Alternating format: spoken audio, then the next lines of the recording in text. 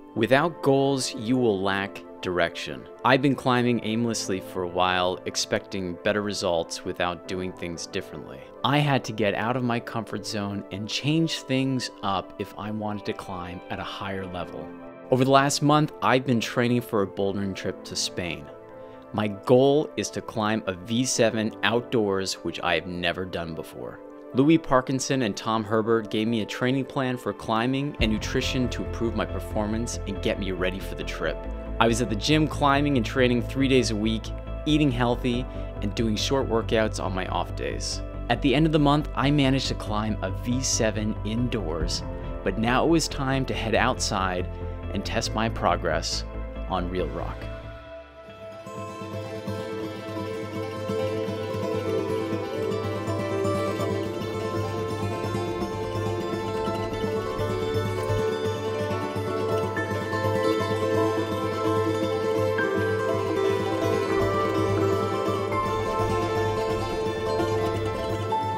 I've been fortunate enough to have climbed outside in some amazing destinations around the world. This is my first time in Albarracin, and it's already one of my favorites.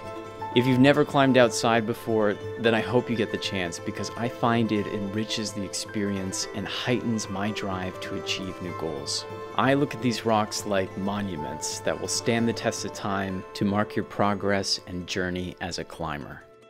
This climb is called Teco Don Pepo, and it's an iconic V6 in the area.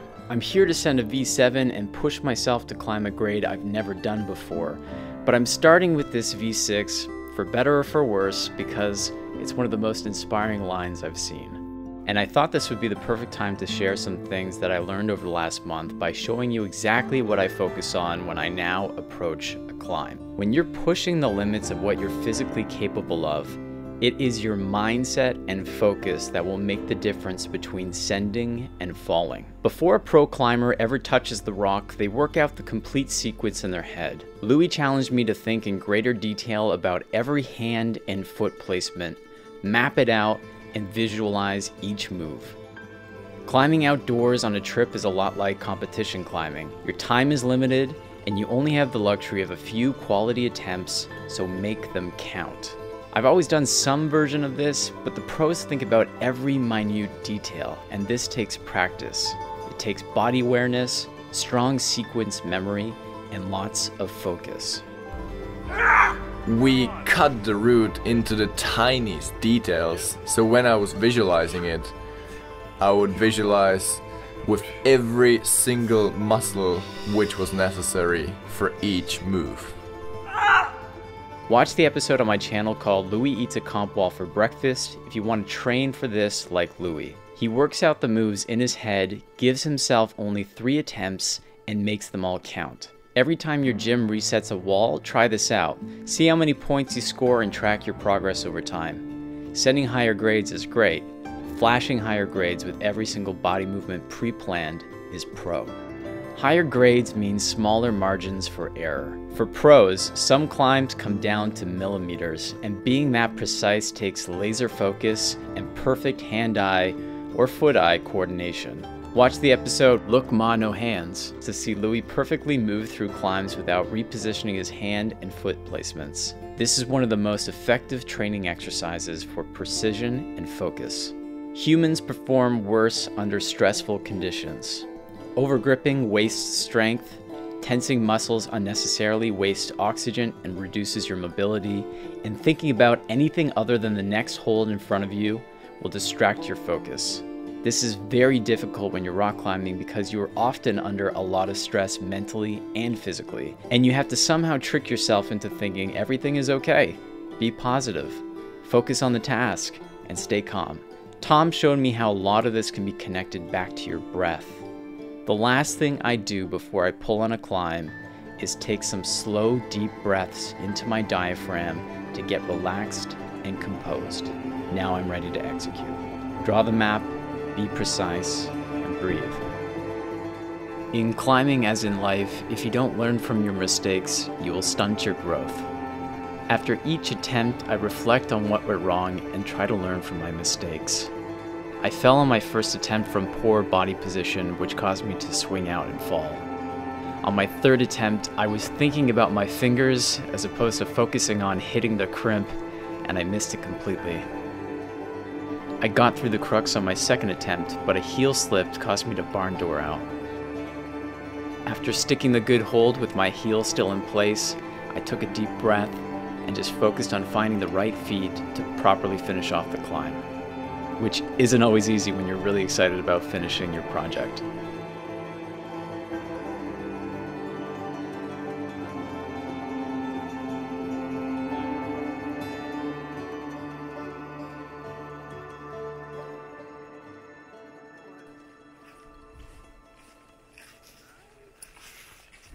It's actually snowing right now. Alright, so day one was amazing. We had great weather, some 6Ns. Everybody got a V6. Things went down quickly. Day two was not great weather. We had a mix of rain and snow.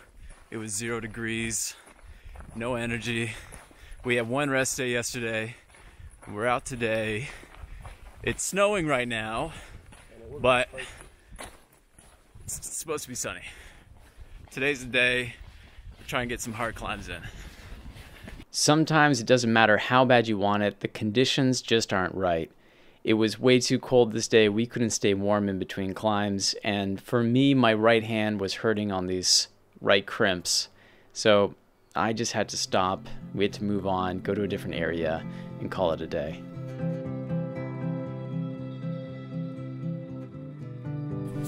So today's the last day. We've been battling weather on the whole trip. It was freezing yesterday.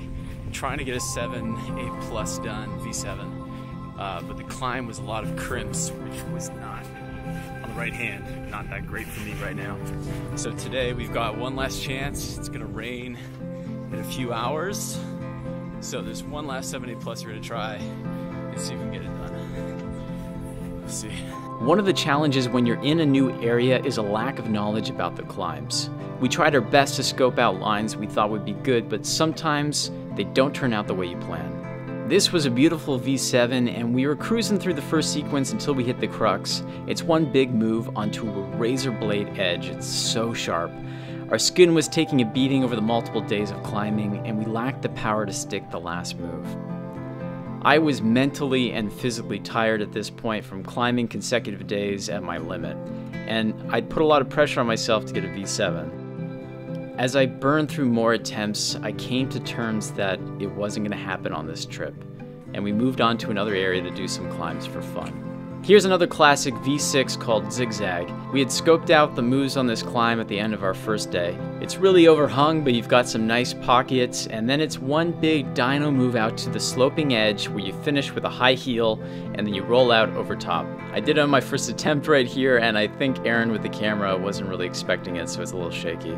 Before this trip, I'd only climbed 3 V6s outdoors in my life, so getting through a couple with only a few attempts in one trip was already a huge step forward for me. We had enough energy to get one more moderate climb in to finish the trip when we met a fellow climber who told us about a great V7 called 4Shit that wasn't overhung. It was close to the parking lot and we're pretty much done, so we decided to check it out.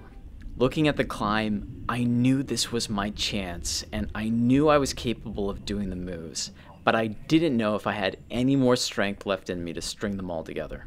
We were supposed to leave for Valencia the next morning, but my friends and I agreed to come back for a half day to see if we could put it all together after a night's rest. This was day 5 of climbing out of 6. My arms felt like they had run a marathon, my fingers burned on the cold rock, and in my head, I reminded myself of one more thing I learned from watching the pros. Pushing past your limits requires pushing through discomfort. As humans, we instinctively avoid pain and discomfort, and it takes determination to propel yourself towards it. Great achievements come from great determination. Yes, hold it, come on.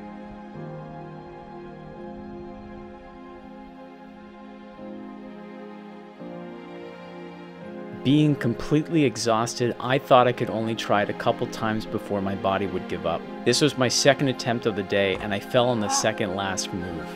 If you're wondering why we don't have crash pads, it's because we weren't expecting to climb, and when we got to the store it was closed, so you just gotta deal with it.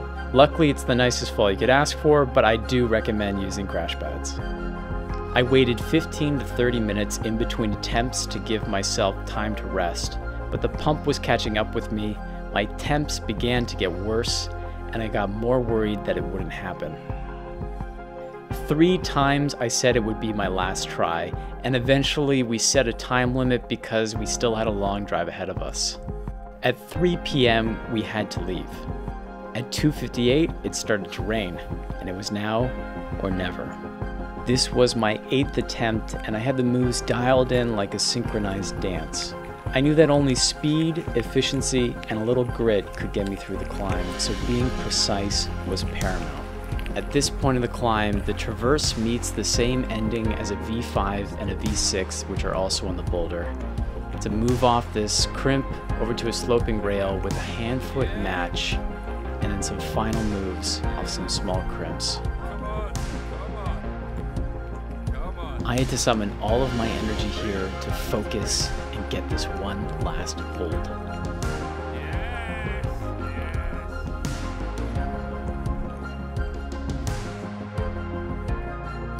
I didn't push the limits of the sport, but I did push the limits of the self, and it felt good.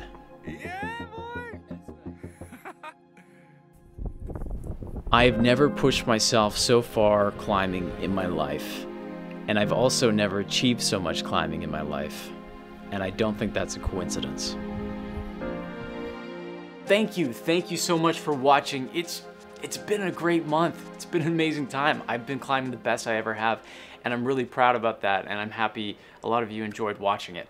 And a lot of you have been asking about the training plan I was on, and if you'd like to pick one up, you can head over to Louis Parkinson's website for coaching, catalystclimbing.com, to buy one. He's also doing a free training plan giveaway, so if you want to enter, all you have to do is subscribe to my channel down below, head over to catalystclimbing.com and submit your name. Next week, I will be posting the conversation Tom, Herbert, and I had about my nutrition and supplement plan over the month, and I know a lot of you out there have been asking questions about the assessment we did together and things like muscle activation, so Tom and I are going to find some time to do a follow-up video that covers that. I hope that my journey inspired some of you to pick a goal to achieve, and I want you to know that small changes day after day can amount to big progress over time.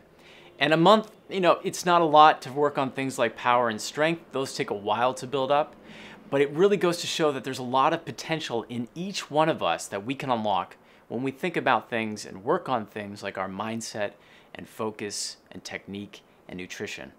I still have a lot to work on, and I'm gonna keep doing that. And I guess I gotta pick another goal now. We'll see what that's gonna be. So stick around.